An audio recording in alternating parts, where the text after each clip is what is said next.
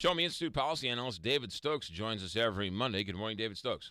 Good morning, McGraw. Good morning, Kelly. Good morning, David. Where is Uplands Park? Uplands Park is one of the many small North St. Louis County municipalities. It's located along Natural Bridge. Think Natural Bridge and Lucas and Hunt, sort of near Umsel, Okay. and that puts you right in the area. How many people live in Uplands Park? I want to say about 600, 600. And 500, 600. And they're going to the polls to dissolve their town. 3 weeks from today, first Tuesday in November, they've got the disincorporation vote to sort of follow on the heels of St. George disincorporating about 2 years ago. Right. Now the people of Uplands Park are justifiably furious about how their city's been managed the past few years, so they're thinking about just disincorporating. And what are your thoughts on all of this? I think it's terrific, and I think it's too often for years when we talked about, the issues, sometimes problems, sometimes just issues with so many small municipalities in the area.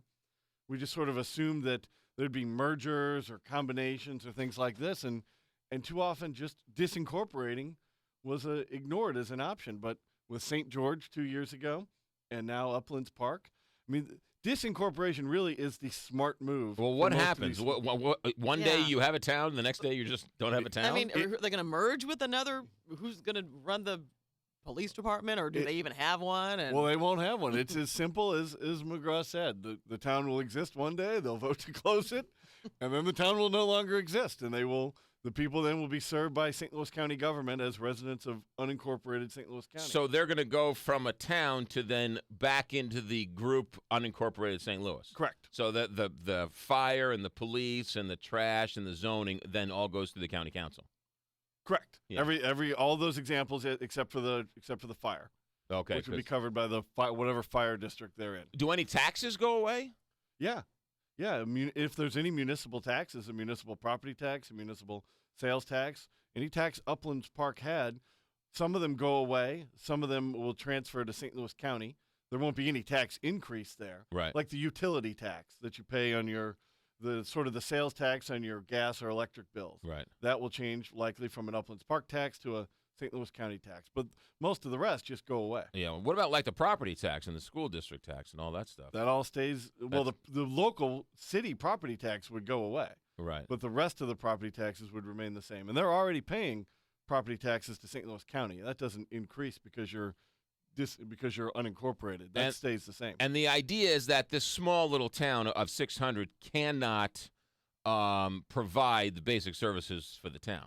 Right. They have, by all accounts, just sort of failed. And they're the ones that had to close their police department. And then they tried to have police services done by a neighboring municipality, but they couldn't pay the bill to the neighboring municipality because they didn't have the money to that. So now they've got trouble getting anybody to patrol the area. So what happens if they're voting, these 600 people are voting to dissolve their own town. St. George did dissolve their own town. Correct. Yeah. There was some opposition to that, right? Some people were, how dare you do away with this beautiful St. George town?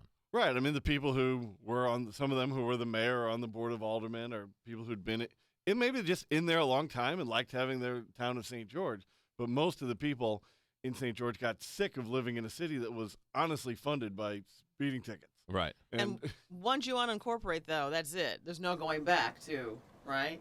Well, it would be a long process to reincorporate as a different city. It could be done, but you'd have to go through the boundary commission, the St. Louis County Boundary Commission. It would take a while. What happens if the vote fails and they want to stay the town? Well, and that's certainly a possibility. I mean, for these disincorporation votes, you need a 60% majority. So you need to get 60%. Why do they do that? Why does it have to be more than 50%? Well, I think for constitutional level issues, they just want to make and that involves like city charters and things such as that. So for these sort of major constitutional issues, you want to make it difficult for people to go and change a charter or change a constitution sort of in a huff at 50% plus one. Make it a little harder.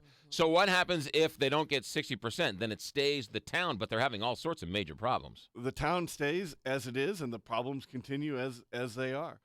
How do they fund the police department? Right now, they have neither their own local police department, nor are they being patrolled, I understand, by the neighboring police departments because they don't have any money to pay for that. Right. So I think St. Louis County will probably step in an emergency situation. It's not like it's not like nobody would respond to a hostage situation in Uplands Park. Like Right. somebody would go there, but for just ordinary patrols, I don't think they have anything right now. But there's one thing to say you're going to disband a town, but the other thing, and then you become part of unincorporated St. Louis County. I mean, can they come up with a better tagline than we're a part of unincorporated St. Louis County? We're the unincorporated St. Louis County, Tigers. Yeah, I mean, they need a nickname and a mascot. And a mascot? It's just a terrible name, right? What town are you in? I'm in unincorporated St. Louis County. Well, I'm in Kirkwood. I mean, it's funny. I think that's probably why the larger unincorporated regions all have their neighborhood names: Oakville, Melville, Afton, Right. Lemay, Concord, Queenie. Some of the the unincorporated area out by Queenie Park. right. But the really small little pockets, like I guess they could be like Prince and call themselves the area formerly known as Uplands Park. They can just be a symbol. But the point is, though, there's still going to be people are still going to call it. Where do you live? Uplands Park. You can still say that. You're just not going to have an official town, more or less. Right, you wouldn't. And most people, as It's you to said be in a the neighborhood. opening here, the first question would be, where's Uplands Park? For Right, most right. people, Right. whether it's incorporated or unincorporated. So I live in St. Louis County off Natural Bridge. Right. But I mean, like, if you live in the city, somebody lives in St. Louis Hills area, somebody lives in the Shaw neighborhood, even though it's part of St. Louis City, and there was no extra taxes. There was no town of Shaw. It was just the neighborhood of Shaw. So it'll be the neighborhood of Uplands if this thing passes. Right, and I'm sure that for the people who live there, that there are names for their own neighborhoods Right. in that area too. All right. Making assumptions. So that vote, the people of Uplands vote on that election day. Yeah, 3 Tuesdays from now. Any other thing on the ballot we should pay attention to? Well, there's an enormous tax increase in the Pattonville School District. I think they're trying to raise the authority for tax increases up to 99 cents. They're saying that they won't raise residential rates that high. They'll have the authority, if it passes, to go up to 99 cents, which is substantial, but they promise not to raise it more than 35 cents. Well, why don't they ask for a 35 cent? Why are they asking for a 99 cent one? Because they want the 99 cent one on the businesses, which would include, I think, Westport, where we are, but it's mostly, I believe, aimed at the casinos. The casinos are currently engaged in legal fights with the county assessor over the valuation there. Right. They've won and had some big valuation decreases. So I think Pattonville schools are hurting because of those valuation decreases from the state tax commission, and this is a way to make up for part of that. Can they say if you're a casino, we'll charge you an extra 99 cents, but if you're a sandwich shop, you're only 35 cents? No, they can do it for commercial versus residential. Okay. They are allowed to split that. But they can't split. Not for like a small business. Not for a small business versus a big business. No, those have to be the same. So again, believing Westport's in Pattonville School District, Right. these businesses here, these office buildings would go up 99 cents per 100, just like the casinos and just like Joe's Sandwich Shop down the corner. And on election day, only people in that Pattonville district are allowed to vote on that. Right. Yeah. What else is on the ballot? There's a couple of very small hotel tax increases in the Edmondson area. This was a long-running legal dispute where almost a decade ago they tried to really increase the hotel taxes, and these areas are right by the airport, so they have a lot of hotels. Right. So it's been We're also sticking it to people like Boston fans who are coming into the right. Hopefully we could increase it temporarily for the next couple of weeks, and under agreement, lower it quickly for everybody with a funny accent. Are you in favor of that tax at least? You taxing somebody else as opposed to us? I'm not opposed to the existence of hotel taxes, but I think cities way too frequently, every time they want to spend a little more money, say, well, let's try and jack up the hotel tax increase. And it was great a couple of years ago when voters in Clayton and Maryland Heights Turned it down. turned it down overwhelmingly. Now, this particular tax increase is less than a 1% one, and it's part of a sort of a legal settlement. So these aren't the worst things in the world if these passes. I expect they will. Right. But it's far too frequently gone where cities can just say, oh, we need to spend a little more money. Let's go raise hotel taxes. But when you go to New York, it's 99 cents a hotel room and it's $85 for taxes. Ridiculous. So they're sticking us. Why don't we stick them when they come to town? Well, we do have a regional hotel tax rate, and it's one of the taxes that operates pretty well in the St. Louis area. We have the Convention and Visitors Commission hotel tax. I think it's 7.5%, and it's the same way throughout all of St. Louis City and St. Louis County, and that's the way it should be done. And these additional city taxes are on top of that, and they're not really. After the Clayton and Richmond Heights defeats, there's some laws were changed, and it's harder to do that now. And this Edmondson one sort of goes forward because they had it pre-existing these legal changes.